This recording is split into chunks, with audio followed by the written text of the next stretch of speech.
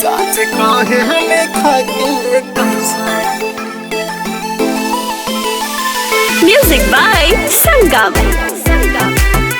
साथ काहे लिखा के कसम। आगे पीछे क्यों मेरे डोलते हो जी, पूछती हूँ तो कुछ न बोलते हो जी, कुछ न बोलते हो जी, कुछ न बोलते हो जी। आगे पीछे क्यों मेरे डोलते हो जी, पूछती हूँ तो कुछ न बोलते हो जी, कुछ न बोलते हो जी। क्या पहले कभी लड़की ऐसी देखी नहीं, देखी नहीं, बोलो कुछ तो बोलो। जब से देखनी हा तहके सनम, बाकी सबके भूला गईली हम। प्यार पहिला नजर में भइल बा, साच कहे लिखा के कसम। क्या जब से देखनी हा तहके सनम, बाकी सबके भूला गईली हम।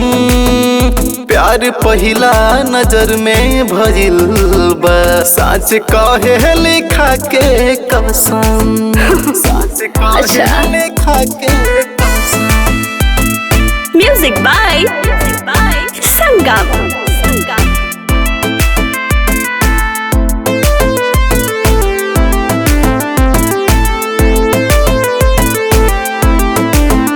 देखो मुझको पटाना आसान नहीं है, अरे ट्राई कैला में नुकसान नहीं है। क्या समझी ए बाबू, नुकसान नहीं है। फैशनेबल हूँ मेरे हैं खर्चे हजार, सागर खर्चा उठाए भले ले हब उधार, ले हब उधार, ले हब उधार। मेरे नखरे उठाने का तुझ में ना दम, तुझ में ना दम।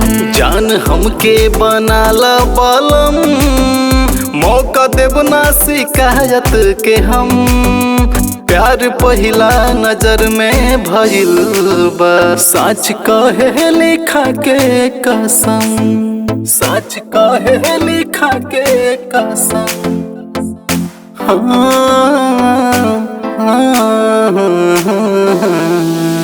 जब से देखनी हा तहके सनम, बाकी सबके भूला गईली हम।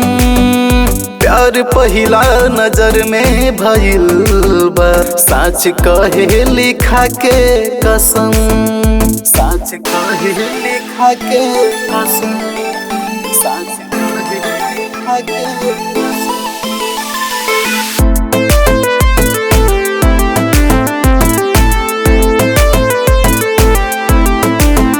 प्यार काला कबूल, अब जिद ना करा। चांद छुए के बाबू उम्मीद ना करा। क्यों, परेशानी है क्या?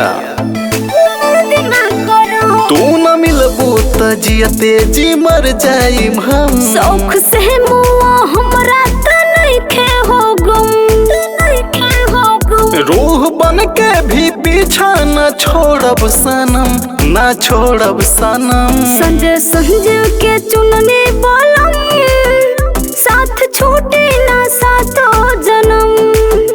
प्यार पहिला नजर में भइल बा, साच कहे लिखा के कसम।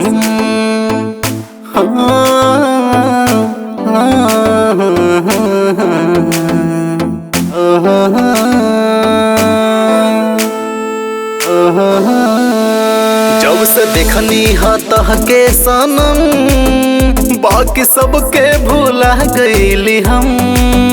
प्यार पहिला नजर में भइल बा, साच कहे लिखा के कसम।